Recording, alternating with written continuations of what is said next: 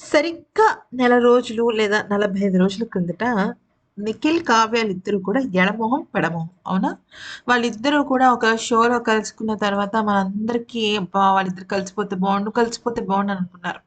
కానీ ఇప్పుడు ఆ మూమెంట్ వచ్చేసింది. అదేంటి అంటే నిఖిల్, కావ్య కలిసిపోయారు. యెస్! వాళ్ళిద్దరు నిన్న ఒక బర్త్‌డే పార్టీకి వెళ్లారు. ఆఫీషియల్‌గా వాళ్ళిద్దరూ ఒక పార్టీకి వెళ్ళి వాళ్ళిద్దరూ ఒక వ్యక్తి కోసం చాలా హ్యాపీగా ఎంజాయ్ చేసిన ఫోటోలు కూడా మనకి బయటకొచ్చాయి.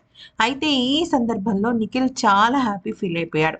అయితే ఇక తన విషయంలో కావ్య చిన్న చిన్నగా ఇప్పుడు విడిపోవడం అనేది ఒక ఒక సెకండ్‌లో ఎవరు విడిపోరు. 6 ఏళ్ల బంధం అనేది ఒక సెకండ్‌లో విడిపోతారా? విడిపోరు. అలాగే కలిసిపోవడం గూడా ఒక సెకండ్‌లో ఎవరు కలిసిపోరు. వాళ్ళ మధ్య ఒకదాని తర్వాత ఒకటి, ఒకదాని తర్వాత ఒకటి ఖచ్చితంగా అపార్థాలు తొలగిపోవాలి.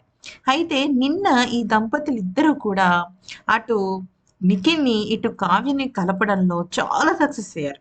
ఎందుకంటే అంతకు మునుపు అమర్ అండ్ తేజు ఇద్దరు చేశారు కానీ వాళ్ళకన్నా అంటే ఫ్రెండ్స్ వేరు, గురువులు వేరు.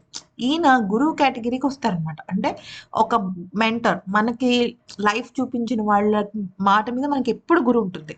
సో, నిఖిల్, కావ్య కూడా అదే సిద్ధాంతాన్ని నమ్మడం జరిగింది. ఇద్దరు కూడా ఫంక్షన్‌కొచ్చారు. ఇద్దరు కేక్ కట్ చేశారు. మాట్లాడుకున్నారు. అంతా జరిగిందనమాట. సో, ఇక ఇప్పుడు రాబోయే షోస్‌లో కూడా నిఖిల్, కావ్య కలిసి చేస్తున్నారు. అంటే దూరం తగ్గిపోయినట్టే. దగ్గరైపోయినట్టే కదా! సో, ఇంతకన్నా గొప్ప విషయం ఉండదు. సో, దీనికి సంబంధించి నిఖిల్ ఏమన్నాడంటే, ఎక్కువగా నిఖిల్‌ని, కావ్యని, కనీని ఇష్టపడే వాళ్ళందరూ కూడా ఎంతగానో విష్ చేశారు. కొంతమంది దేవుడి పూజలు కూడా చేశారు కదా! వాళ్ళందరికీ పేరు పేరున థాంక్స్ అని చెప్పేసి నిఖిల్ చెప్పడంతో అందరూ కూడా ఇప్పుడు ఇంకా వీళ్ళు తొందరగా దగ్గరవ్వాలి. పాత రిలేషన్ స్టార్ట్ అవ్వాలి. త్వరలో పెళ్ళికి కూడా చేసుకోవాలి అని చెప్పేసి కోరుకుంటున్నారట.